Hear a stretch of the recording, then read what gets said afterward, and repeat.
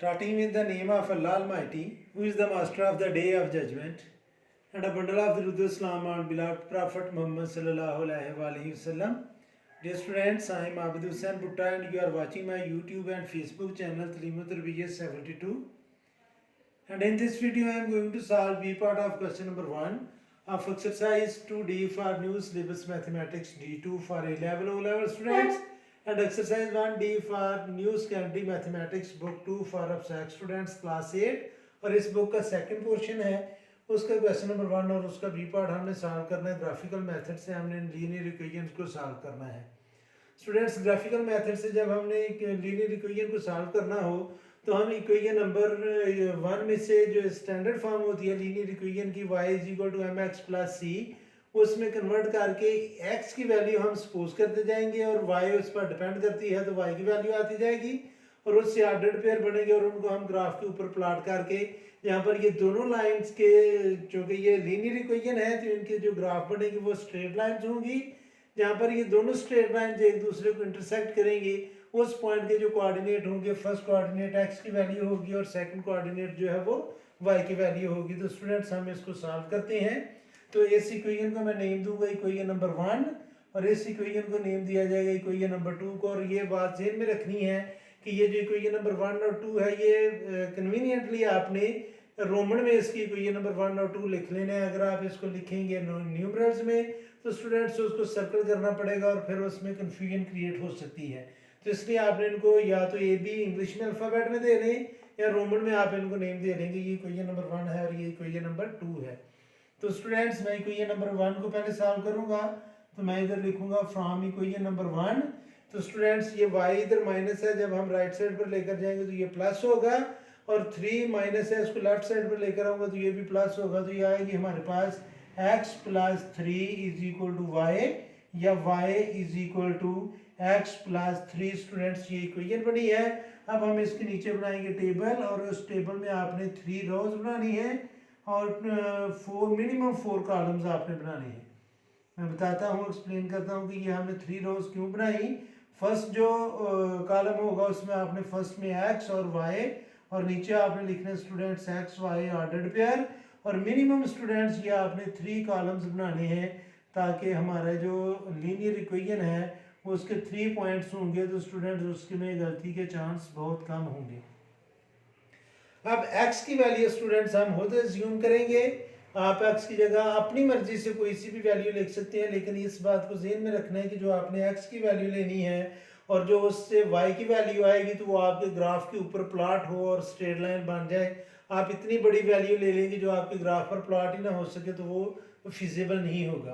तो स्टूडेंट्स हम x की जगह मैं लिखता हूँ जी 0 लिखूंगा, फिर 1 लिखूंगा और फिर -1। ये 3 वैल्यूज मैंने ले ली x की। तो जब हम इसको सॉल्व करेंगे स्टूडेंट्स तो ये आएगा हमारे पास इक्वेशन ये है y = x + 3। इसके नीचे ही आपने लिखना है y = x की जगह आप लिखेंगे 0 + 3 तो y की वैल्यू आ गई 3। तो ये हमारा फर्स्ट ऑर्डर पेयर बनेगा 0 और 3। अब स्टूडेंट्स दूसरी दफा हम x की जगह पुट करेंगे 1। इक्वेशन आपने फिर ये लिखनी है y = 1 + 3 तो y की वैल्यू आ गई 4। तो हमारा जो सेकंड ऑर्डर पेयर बनेगा या कोऑर्डिनेट्स बनेगी वो आएगा 1 और 4। अब स्टूडेंट्स तीसरे नंबर पर मैं x की जगह लिखूंगा -1 और y होगी स्टूडेंट्स -1 x की जगह + 3 और y की वैल्यू आ गई 2। तो ये कोऑर्डिनेट बन गए हमारे -1 और 2। अब स्टूडेंट्स मैं इसको एक रफ सा ग्राफ यहाँ पर ड्रा करता हूँ। आपने अपना जो ग्राफ है उसको एग्जैक्ट आपने ड्रा करना है। ये लाइन जो है ये है x एक्सिस, ये लाइन जो है ये है y एक्सिस और इसको हम कहते हैं ओरिजिन। ये है स्टूडेंट्स 1 2 3 4 5 6 एंड सो ऑन। ये -1 -2 -3 -4 -5 वो ग्राफ आपको जो है वो बनाना आता है। ग्राफ के पेपर के ऊपर आपने बिल्कुल एग्जैक्ट ये ग्राफ ड्रा करना है। ये 1 2 3 4 5 6 और डाउनवर्ड स्टूडेंट्स -1 -2 -3 -4 और -5। मैं इनको प्लॉट करूंगा। हमारा पहला ऑर्डर पेयर है 0 और 3। तो स्टूडेंट्स ये 0 है, 1 2 और 3। तो इस पॉइंट को आपने कहना है कि ये है 0 और 3। दूसरा ऑर्डर्ड पेयर है हमारा 1 और 4, पहली वैल्यू x की है, दूसरी y की है, तो ये स्टूडेंट्स 1 है और इसके ऊपर ही हमने y एक्सिस पर 4 तक जाना है, तो ये 1 2 3 और 4, तो ये जो वैल्यू है स्टूडेंट्स ये है 1 और 4, और तीसरा जो ऑर्डर्ड पेयर है वो है -1 और 2, तो ये स्टूडेंट्स -1 है और ये 2 है, तो ये इसके कोऑर्डिनेट बन गए -1 और 2। अब इन तीनों पॉइंट्स को हमने ज्वाइन करना है, ये आपकी स्ट्रेट लाइन लगेगी, तो इसको आपने लाइन ड्रा कर लेनी है ज्वाइन करके। अब स्टूडेंट्स मैं इसको रीज कर देता हूँ, जाहिर है आपकी कॉपी के ऊपर ये लिखा ही रहेगा। अब इसके नीचे आपने लिखना है जी फ्रॉम इक्वेशन नंबर 2। अब हम इक्वेशन नंबर 2 जो है वो सॉल्व करेंगे, तो इसके नीचे आपने लिखना है स्टूडेंट्स फ्रॉम 2, यानी कि इक्वेशन नंबर 2 से अभी मैं कोऑर्डिनेट फाइंड करूंगा।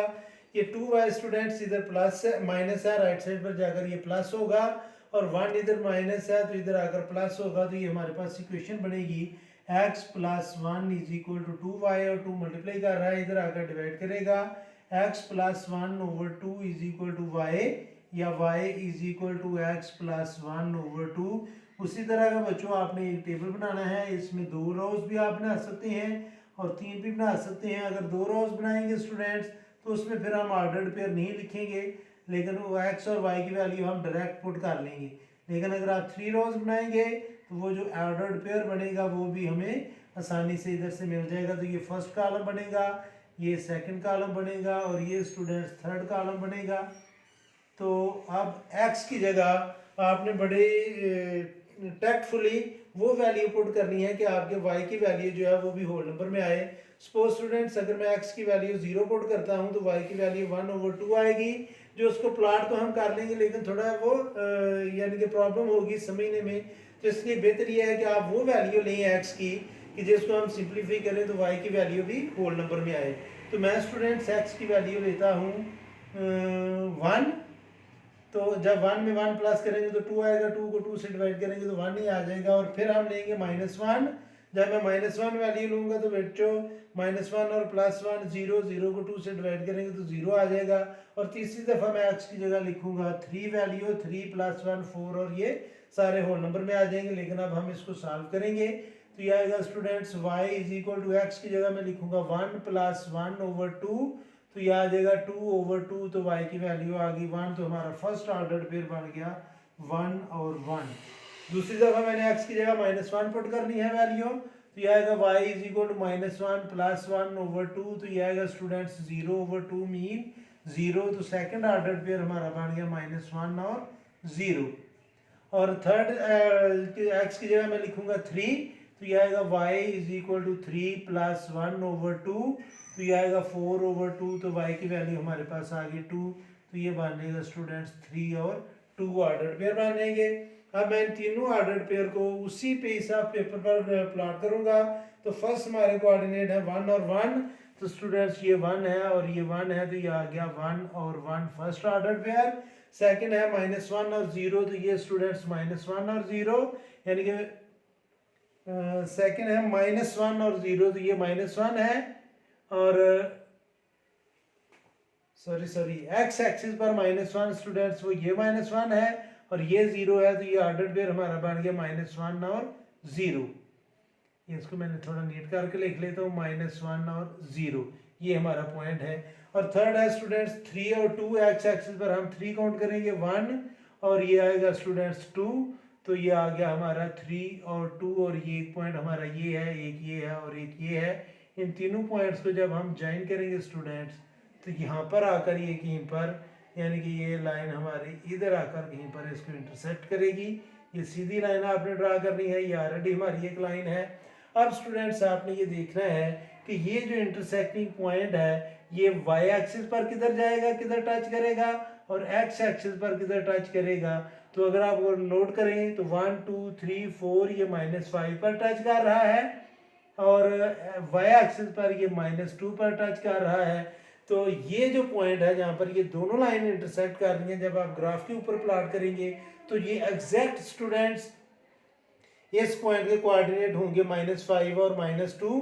तो पहला जो वैल्यू होती है वो होती है स्टूडेंट्स x की, तो x की वैल्यू आ गई -5 और y की वैल्यू है -2। तो ये है स्टूडेंट्स बी पार्ट।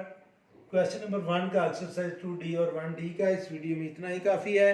मेरी अल्लाह से दुआ है कि अल्लाह ताला हमेशा आपको खुश रखे और ज़िंदगी के हर मैदान में कामयाब करे। आमीन। अल्लाह हाफिज़।